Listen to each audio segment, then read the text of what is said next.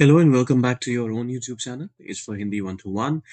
Daily use statements हैं और इनकी ना ये जो सारे स्टेटमेंट्स मैं आज आपके लिए लेकर आया हूँ, ये इनकी फ्रेजिंग बड़ी अनोखी सी है। और इनको जब आप देखेंगे तो थोड़ा सा अटपटा भी लगेगा आपको, लेकिन वो करेक्ट ट्रांसलेशंस होंगे। लेकिन इन सबको लगातार हर रोज ऐसे ही इस चैनल पर देखने के लिए आपने क्या करना है, लाइक शेयर सब्सक्राइब वो जरूर कर दीजिएगा। आइए करते हैं शुरुआत। इसे ब्रेड के साथ लिया जा सकता है या फिर इसे ब्रेड के साथ खाया जा सकता है। मान लीजिए हम किसी चीज के बारे में कह रहे हैं कि ये जो चीज है बॉस, आप इसे ब्रेड के साथ खा सकते हैं। तो इसके लिए आप कह सकते हैं दिस कैन लिया जा सकता है, मतलब कैपेबिलिटी की बात हो रही है तो मोडल वर्ब कैन का इस्तेमाल करना पड़ेगा हमें हमें और ब्रेड खुद तो कंज्यूम नहीं करेगा अपने आपको, ब्रेड खुद तो नहीं खाएगा, या फिर जो भी चीज है वो कोई इंसान ही खाएगा। तो हमें इसे पैसिव में बनाना पड़ेगा। सो दिस कैन बी, और उसके बाद had. So this can be had with bread. ये जब मैंने पहली बार सुना था तो मुझे लगा यार ये कैसी फ्रेजिंग है। लेकिन मैं आपको कुछ और एग्जांपल्स देता हूँ और उसके बाद आपको लगेगा कि नहीं, ये फ्रेजिंग बिल्कुल करेक्ट है। मान लीजिए अगर मुझे कहना हो कि ये 10 घंटे में किया जा सकता है, तो मैं कहूंगा ना this can be done in 10 hours. Exactly यही कॉन्सेप्ट यहाँ भी इस्तेमाल हुआ है। यहाँ पर हैव को हमने मूल सॉरी हेल्पिंग वर्ब के तौर पे नहीं, एक मेन वर्ब के तौर पे लिया है, जिसका मतलब होता है किसी भी चीज को कंज्यूम करना, किसी भी चीज को खाना। तो यहाँ पर जब हम कह रहे हैं दिस कैन बी हैड, तो पैसिव फॉर्म में हम यही कह रहे हैं कि इस चीज को ब्रेड के साथ खाया जा सकता है, इस चीज को ब्रेड के साथ कंज्यूम किया जा सकता है। तो ये हो गया हमारा पहला स्टेटमेंट। मैं हर महीने एक पौधा लगाता हूँ। मैं पौधा लगाता हूँ। आई प्लांट, एक पौधा, अ प्लांट, हर महीने, every month. I plant a plant every month. Unusual है लेकिन करेक्ट है। I plant a plant every month. Alarm उसे चौंका देगा। अब आप समझ ही गए होंगे कि आज के इस वीडियो का पूरा पैटर्न क्या रहने वाला है। अलार्म मतलब बी द अलार्म, एक खास अलार्म की बात हो रही है। चौंका देगा, विल फ्यूचर की क्योंकि बात हो रही है। और चौंकाने के लिए मैं यहाँ पे जानबूझ के अलार्म का इस्तेमाल कर रहा हूँ। Will alarm him. The alarm will alarm him. The alarm will alarm him.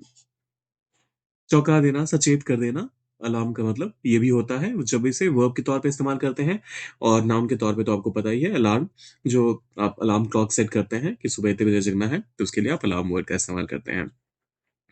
मछलियां भोजन के लिए शिकार करती हैं। मछलियां भोजन के लिए मछलियों का शिकार ही तो करती हैं। तो इसके लिए आप कह सकते हैं फिश। अब देखिए, इस चीज का ध्यान रखिएगा कि फिश सिंगुलर हो या फिर प्लूरल हो। आप एक मछली की बात कर रहे हैं या फिर कई सारी मछलियों की बात कर रहे हैं, तो उन सारे ही केसेस में आप फिश का ही इस्तेमाल करते हैं। So fish. अब देखिए, ये और भी ज्यादा अनयूजुअल है। जो मछलियां हैं वो मछलियों का शिकार करती हैं। So fish fish for food. अब यहाँ पर थोड़ा सा ज्यादा स्पेसिफिक होके बोल देते हैं कि बहुत सारे एक्वेटिक एनिमल्स होते हैं, उनमें से जो मछलियां हैं वो मछलियों का ही शिकार करती हैं। The fish fish for food. The fish fish for food. सही है ना?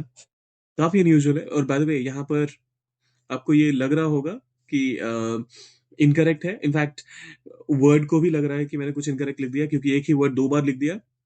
लेकिन ऐसा नहीं है, मैंने पहले वाले को नाउन के तौर पे लिखा है और दूसरे वाले को वर्ब के तौर पे लिखा है। मैंने उसे झुकते हुए देखा। अब देखिए, मैंने देखा, आई सॉ उसे, हिम।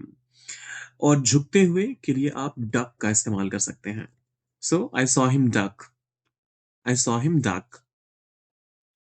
उसने असहमति पर सहमति जताई, मतलब ये कि होता है ना कई बार कि दो लोगों की विचारधारा बिल्कुल अलग है, लेकिन वो एक्सेप्ट करते हैं इस चीज को कि हमारी विचारधाराएं अलग हैं, और हम इस चीज से सहमत हैं कि हमारी विचारधाराएं अलग ही रहेंगी।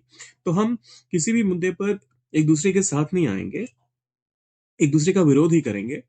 जैसे मान लीजिए पॉलिटिकल पार्टीज की बात करें, किसी भी मुद्दे पर एक दूसरे का विरोध ही करेंगे, और इस चीज में एक सहमति बन गई है कि बस आप जो भी करोगे हम उसका विरोध करेंगे।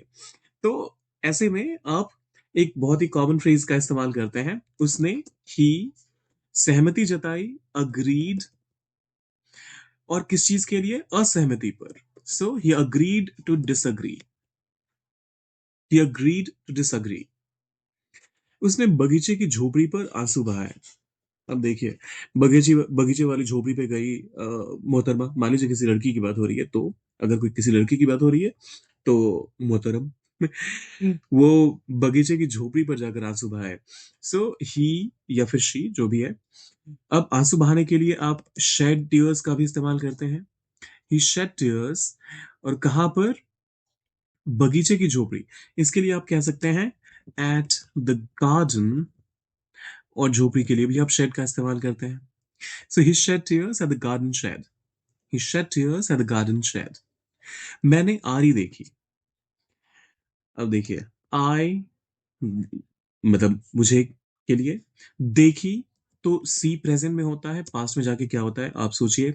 आरी के लिए इंग्लिश होती है सॉ। लेकिन आ, यहाँ पर अब देखिए, आरी जो है कॉमन नाउन है, तो ऐसे में आपको इसके पहले कोई ना कोई आर्टिकल तो लगाना पड़ेगा। वो उस आर्टिकल का कीजिए इस्तेमाल और बनाइए इसे एक मीनिंगफुल सेंटेंस डालिए कमेंट बॉक्स में। और जाने से पहले वीडियो को लाइक शेयर सब्सक्राइब करके जाइएगा। मिलते हैं।